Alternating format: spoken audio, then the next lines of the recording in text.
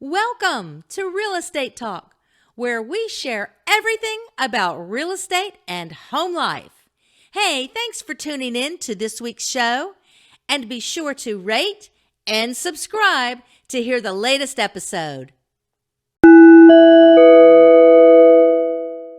Well, good afternoon, everybody. We're back to Real Estate Talk with Zelda, and today I have a very special guest with me. I have Amanda Kinkade in the house, and she is a broker with Kinkade Commercial Real Estate. So we have something new today. We're going to talk about commercial real estate. So I'm really excited about that because we're always talking about residential real estate. So Amanda, she has her own commercial real estate company called Kinkade Commercial Real Estate. She's had it for about 2 years now, and she is in the Jacksonville, Florida area.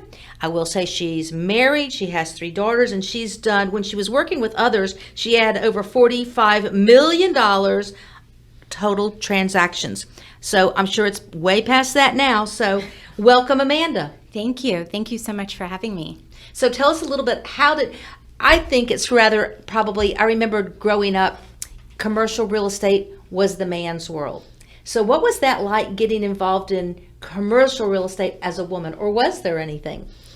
So, when I started, I originally worked for a real estate developer in residential. And so when I transitioned back in 2007 into commercial real estate, it was completely different. And like you said, it was pretty much a man's world. And I worked for a small boutique firm with Duke Addison, and I basically learned right hand from him and watched. And at that time, we had about 10 agents, and I was one of 2 women in the office, so it was really like a man's world. And Mike Lucas was my sales agent at the time, or I'm sorry, sales manager. And he really guided me and showed me what to do, because it's almost like speaking a new language when you get into commercial real estate. Totally. Did you ever try residential real estate? So when I worked for the developer, I was basically a site agent. So I was a site agent for the Devlin Group, and I sat on site just selling his product. So that's as much residential experience as I got. So it was really a huge transition. So were you doing that first and then you transitioned? Yes. Okay. Mm-hmm. So what was that like? With the developer? To switch over. Oh. Because they're so different. Oh, it took probably 2 years of really understanding and just acquiring as much knowledge as possible. But you liked it. But I loved it, yes. I loved it because I found it to be very, very challenging. And I found that every deal was so different. It wasn't the same. Every deal was different, whether it was a sales transaction or a leasing transaction or a development deal. I mean, it was just very different. And I loved how it was so different, and you're learning with each deal. It's true. I remembered, I've always done residential. Mm-hmm. However, there was a time where a friend of mine had an office building out at the beaches and asked me to list it. And she said, either sell it or rent it, whatever. I'm like, okay. I knew it was a challenge, and I told her I've not done this, but I'm up for it. I was miserable. I was miserable. It was not my wheelhouse at all. And it was just such a different, it's a different game. It is. And I said, this is not for me. So finally, it was a mutual parting of the ways. That is so if you have a house to sell, I can help you there. Yes. But now whenever I get anybody who calls me for commercial, I always refer them because they are just so different. It is. And it really takes a lot of patience. I find that each one of our deals can take, very long, anywhere from 6 months to 2 years. So you really have to have patience and persistence and make sure that all the parties are still excited about the opportunity and moving forward. So it's very different. Is a process. Mm-hmm. I mean, ours are in 2 months, you've got your new house. Right. Now this is 2 months and we just met for the first time. Right, so, right. Yeah, that's different. So you do both leasing and sales, is that right? Yes. Do you have a preference for one over the other? Is one easier, harder? I enjoy both. I will tell you, with leasing, it can be just as lucrative and fun as a sales deal, as a sales transaction. However, I really think it's important, whether you represent the landlord or the tenant, they each need some sort of representation, because if you're a brand new business owner, for instance, and you're going into an office, you're going to get a lease agreement in terms that you don't really even know.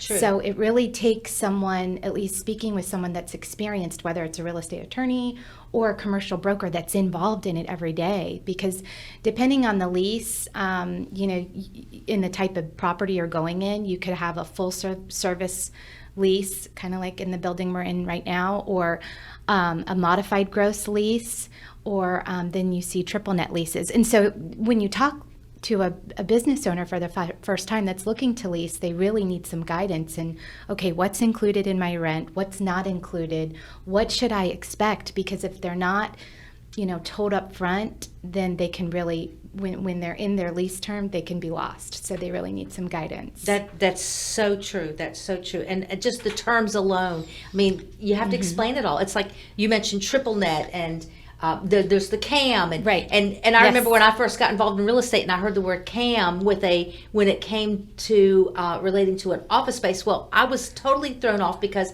CAM to me meant Community Association Manager, which was the first license that I got. Yes. I manage HOAs, and it was like, no, that's not what we're talking about here. Right. So there's all kinds of things. So you definitely want to have somebody who works on your behalf, and it's so different, like you said, for the tenant and for the landlord. So it depends on who you're representing. Now, you also do sales, right? I do sales, yes. Okay, so what are rents and sales, are they up or down? How's it looking right now? So with Jacksonville in general, I mean, we're still growing, which is wonderful in our market. I mean, we're, I think, one of the top in Florida, or if not the top, that's growing every year. I think, office space? Well, in general, as a demographic. Okay. So, as Jacksonville, as a market, total.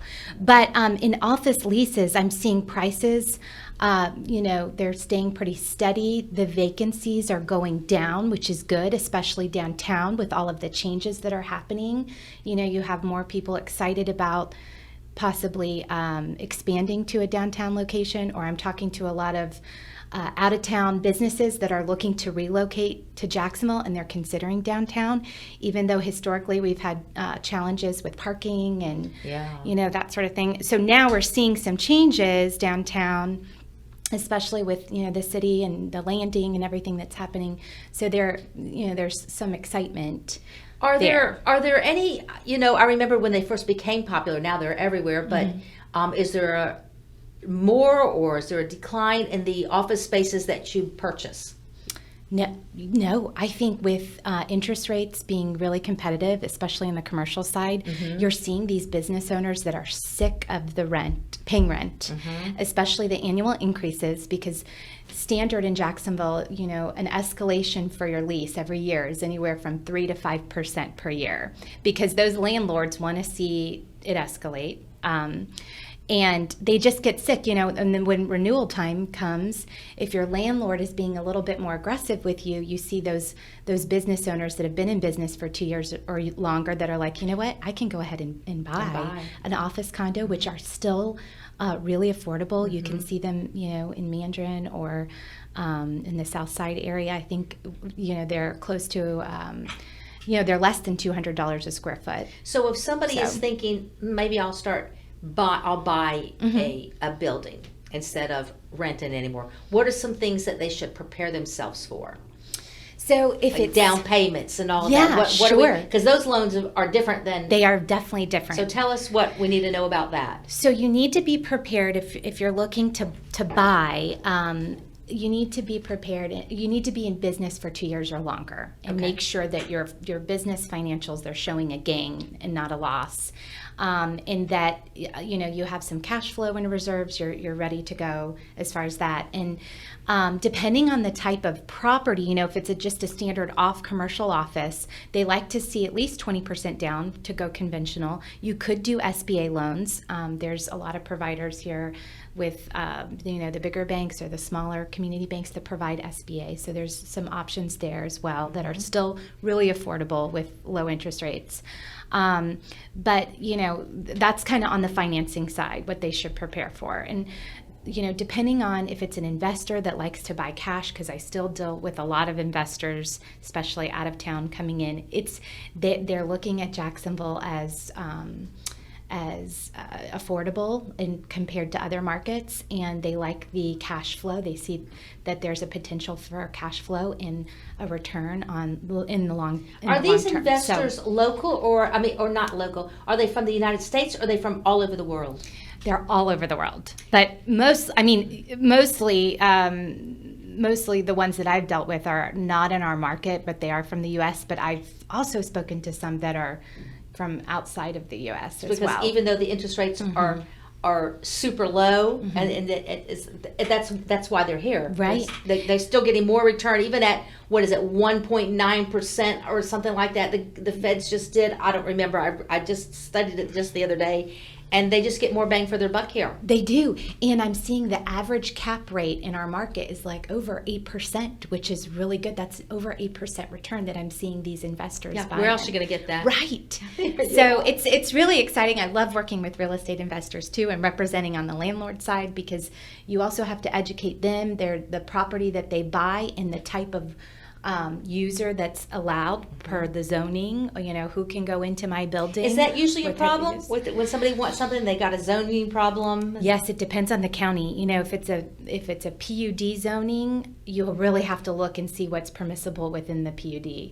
But if it's typical commercial, I know business owners that have bought a property and they did not do their due diligence. Oh, no. And they've opened business, and the city comes out and finds them and says you have to close down because you're not zoned properly. So that's another reason why to talk to an expert, because absolutely, and people don't realize it. So let's talk about the benefits of using a commercial broker to represent you. Either it's a lease or purchase. Why do we want a broker to represent us? So if it's a lease or purchase, it's always helpful to have a free market analysis. They sit down and say, okay, what side of town do you want to be in? What type of business are you in?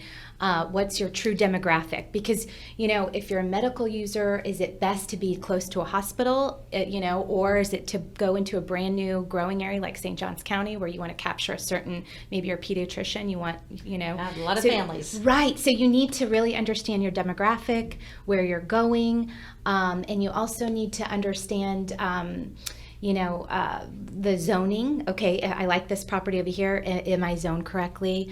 And what's the process going to be like? How is a lease?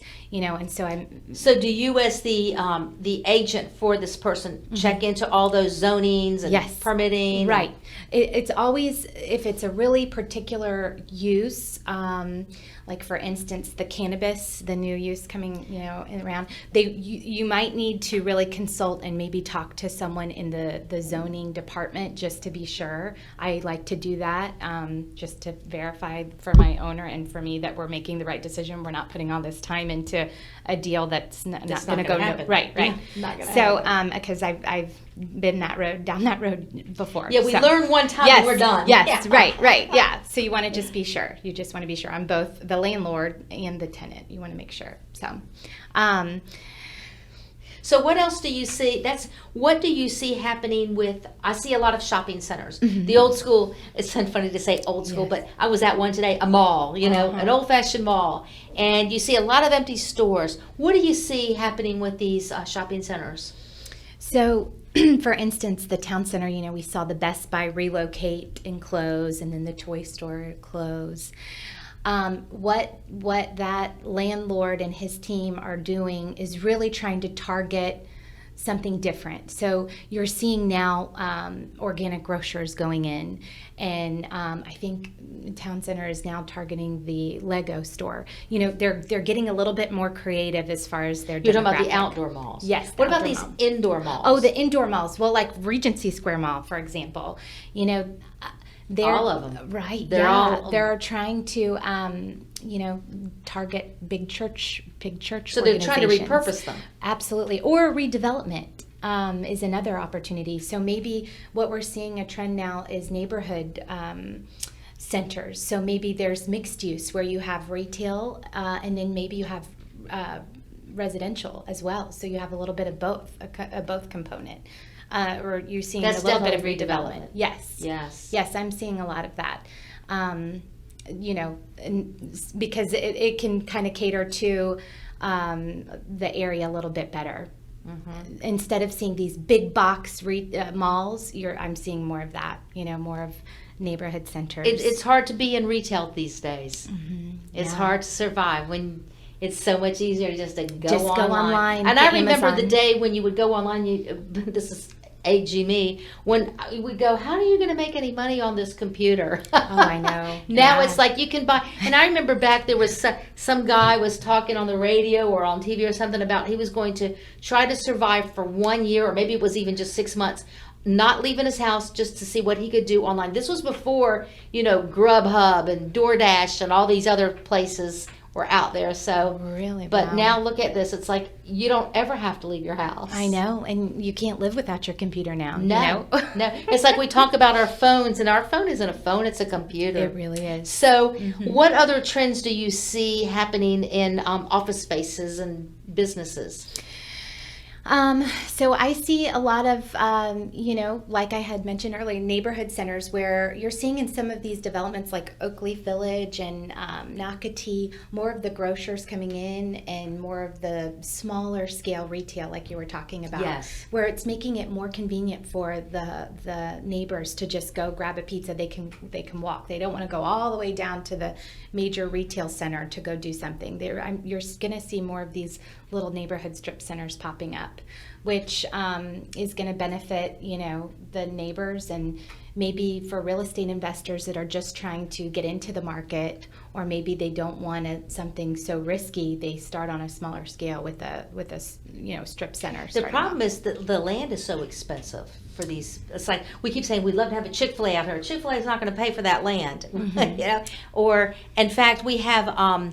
Here's a lead for you. Mm-hmm. Okay. We've got in Nocatee, there's the Del Webb community. Right. And the Del Webb community, they're building a new Del Webb because they've sold out of the original one. Mm-hmm. And in the original one, it is getting ready to be turned over to the residents because the developer's all done. Mm-hmm. So they have this office at the very beginning before you have to go through the guard gates, and it was their sales office. It's very large and very nice. And I kept thinking, what are they going to do with this? What are they going to do? They got to do something. They're not going to bulldoze it. And there's no golf anything there, like a driving range. It would certainly be nice if we could get someone to lease it as a restaurant. Oh. Mm-hmm. So I don't know if that's a lead or not, but that's a personal want.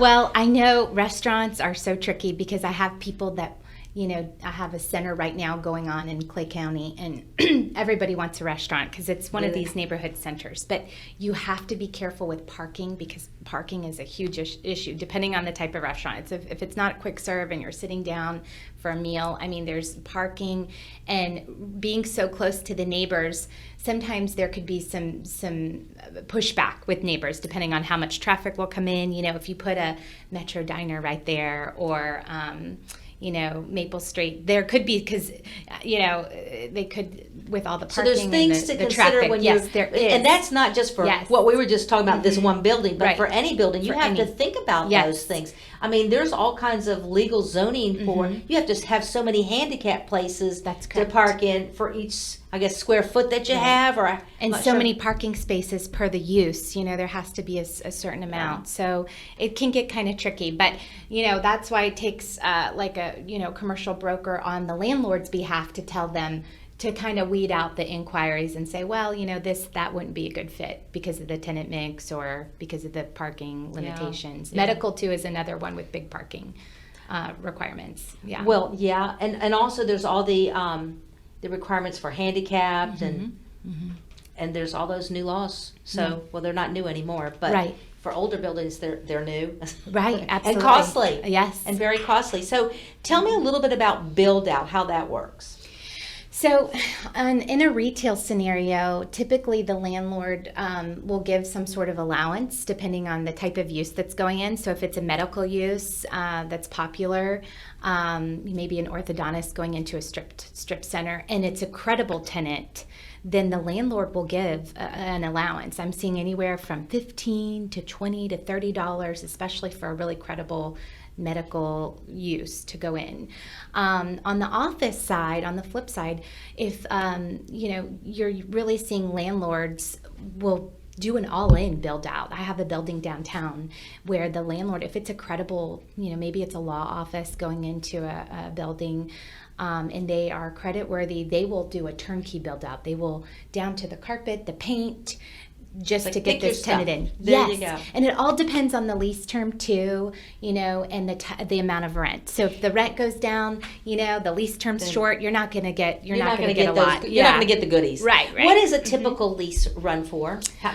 By run for, I mean the length of time. Yeah, 3 to 5 years is typical in Jacksonville. So anything less than 3 years, you won't get landlords. They're going to look at you and say, there's really no commitment. After I replace the carpet for you and repaint, what am I going to have? So really 3 years is minimum. Now, are they usually with the options to renew, or is that not? Yes. Okay. Yeah. Mm-hmm. Okay. Yeah, you can do. And sometimes you can get, they call it free rent, but really it's deferred rent up front. Yes. It's like, we're going to get you on the back end. Yes. We're still going to get you on the back end, but you have some time up front to move. They'll even do free rent or some deferred rent during the lease term too, depending on the deal. So. And you want to make sure that, I remember many years ago when we were renting some space, there were some terms in there that we overlooked that were really bad that we overlooked. Mm-hmm. And it had to do with that renewal. So, and sometimes it says automatically renewed, and if you don't give us notice, and other times it's you must give us notice or you're not automatically renewed, and you can find yourself on the street. Right. Yeah, and you have to really look at your holdover clause, because if you don't give the proper notice, they can hold you to whatever the percentage of the holdover clause. It could be, double your rent depending on the landlord. So it's really, really important to look at your lease terms and the HVAC maintenance and who's going to pay for that. Responsible for the rates. Yes, because things go wrong. Right, and you can always cap. A lot of tenants don't know, but even in a retail scenario where the tenant is supposed to pay for the HVAC, which is typical, you can always cap it and say, well, I'm only going to pay such and such a quarter. You pay for the rest. This is your building. Mm-hmm. And so you can negotiate either way. That's true. So, That's true. So just don't ever forget that you can negotiate. Yes. Yes. I talk about that all the time. You can negotiate right up to the end. So this has been really awesome. Is there anything that we have not covered that is super important that we need to cover here? It's like, I think we've covered pretty much all the hot topics with commercial real estate. Yeah. And so if our audience needs to reach you, how do they get in touch with you, Amanda? So my website is kinkadecommercial.com, and that's spelled differently. It's Kinkad, like the painter Thomas Kinkade, but there's no relation. So it's Kinkade Commercial, or they can reach me directly, 904-635-6376, or Amanda at kinkadecommercial.com. That is awesome. Thank you so much for taking some time to speak with us today on Real Estate Talk. And that's our show for today. So until next time, this is Zelda. Don't forget to subscribe. That's our show for today. Don't forget to visit my website, zeldagreenberg.com, and subscribe to this podcast.